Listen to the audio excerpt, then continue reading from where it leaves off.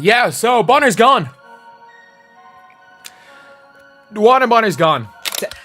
Indiana fans, I'm so sorry. This is a horrible video for you. Dewanna Bonner is not coming back, according to Andy Costabile in Front Office Sports.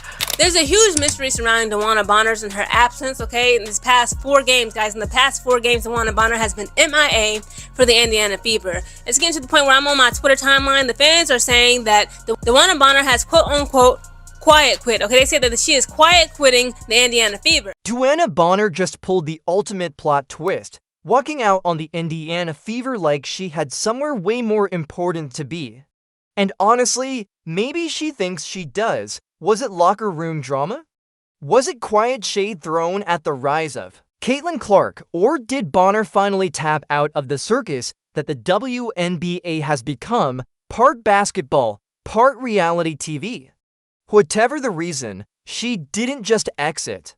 She vanished faster than a head coach getting ejected after a bad call. And this wasn't your average mid-season move. This was a full-blown soap opera in sneakers.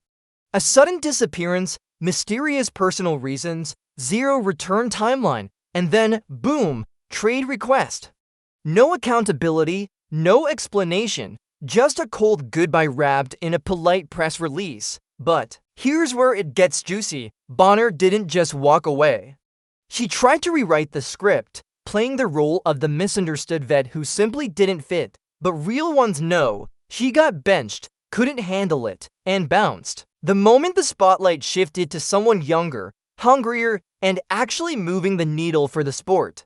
Dewanna Bonner is officially done with the Indiana Fever. Now, DB has been out for the past 6 games for personal reasons, but other than that, the team has been pretty quiet on what exactly is going on, and there's been so much speculation around her absence. But the whole thing was just kind of bizarre, and a lot of Fever fans were speculating that we're not going to see her back. And just today, it was announced that she has no intentions on returning to the Indiana Fever, and her preferred destinations are either Atlanta or the Phoenix Mercury. It's also been reported that the main reason that she wanted to leave is because things felt off from the beginning and she thought that she would be a starter. Somewhere between Dewanna Bonner's latest fashion-forward tunnel walk and yet another underwhelming stat line, she made her decision. She was done, not done grinding, not done evolving, not done leading, just done. Cold turkey. No heads up. No fight, no fire. The Indiana Fever didn't even get a courtesy warning. 1 minute she's sulking on the bench, wearing a scowl that practically screamed, "Don't talk to me." The next, boom. Exit, stage left. She ghosted that roster like a bad Hinge date. No explanation, no closure, just vanished, and the Fever left stunned, spinning, and scrambling to understand how their veteran leader went from mentor to missing person in less than a week. It wasn't just a walkout. It was a message, one that read, "If I'm not the star, I'm not interested." In another non-shocking turn of events, it's being reported that Dewanna Bonner no longer wants to be with Indiana Fever. I was shocked in the first place that she went there, to be honest, based on the harassment that her and her wife received last year from the Fever fans. So this is not shocking to me. This article, it says that her potential landing spots could be Phoenix or the Dream. You guys know I got Dream season tickets, so I'm biased. Come to ATL. She started the season off starting with the Fever and then was promptly benched, and Lexie started in the starting position. So this is all speculation. I don't know, right? This was classic ego, plain and simple. If I don't get to start, then I'm taking my ball and going home, because heaven forbid a veteran with championship rings has to actually earn her minutes like everyone else. Dewanna Bonner wasn't here to grind. She wasn't here to compete. She was here to coast, to ride the wave of Caitlin Clark's spotlight and cash in without doing the dirty work. And when the Indiana Fever handed her a comfy seat on the bench instead of the starting 5, she didn't just pout.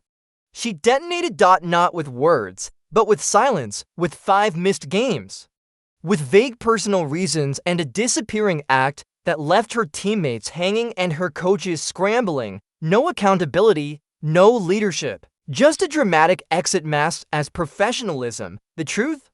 This wasn't a mental health break, it was a pride break. And when her pride got bruised, Bonner tapped out. Of course, the Dewanna Bonner news would come out while I'm out. But I can't say that it caught me by surprise because it certainly didn't. Now, in the grand scheme of things, it's surprising. Dewanna Bonner signs a free agent contract with the Indiana Fever. And after a handful of games, once a Fever exit, apparently. And that is a strange situation, right? Because she was embraced. She had her achievement at the beginning of the season, moving up the scoring ranks. They were referring to her as Mama Bear in training camp. And now all of a sudden that has fallen apart. She was out of the starting lineup, hadn't really produced that much, particularly on the offensive end. And this, Now Indiana's front office is probably still scratching their heads, trying to figure out how Dewanna Bonner managed to file metaphorical divorce papers mid-practice. This was the same team that handed her a shot, a real opportunity to resurrect whatever remained of her veteran glow-up. A shot to mentor rising stars, share the spotlight, and be part of something electric. And how did she repay that faith? With an ego eruption so loud, NASA probably picked it up on sat like. Bonner didn't just walk away, she strutted out. Like it was the WNBA awards and she was accepting a trophy that didn't exist. No accolades, no applause. Just a dramatic exit, all flash and no substance. The Fever didn't lose a leader.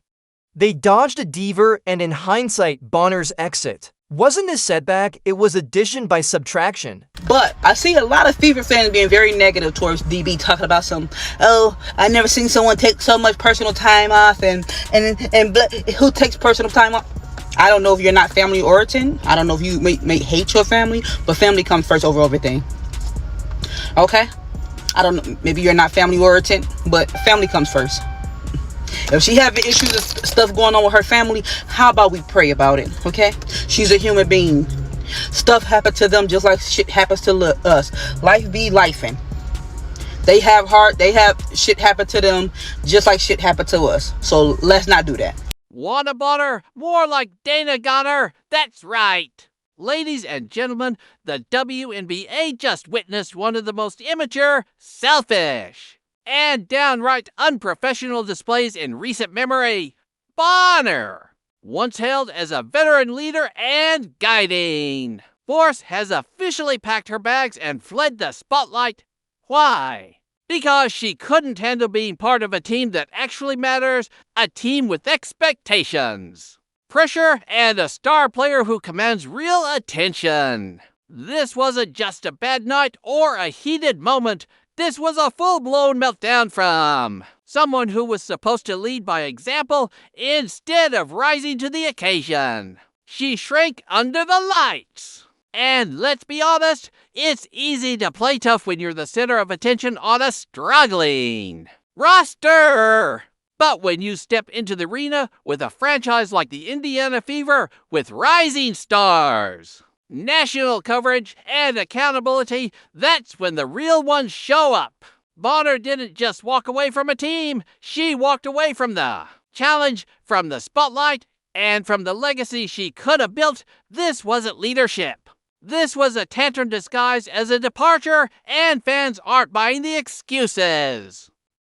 So Dewanna Bonner pulls one of the weakest moves in sports history and quits on the Indiana Fever, not even halfway through the season, man. Your ass couldn't hit the fucking side of a barn and was stinking it up every game, and you're mad about a starting spot or some bullshit? Completely lost all respect for your punk ass, man. And now your preferred destination is the Phoenix Mercury and the Dream. Oh, what? So you can go back with Alyssa Thomas and Scissor? What the fuck kind of bullshit is this? And then all the people that hate Caitlin Clark so much, the Black Clan and Black Clan Panders, are sitting here supporting this weak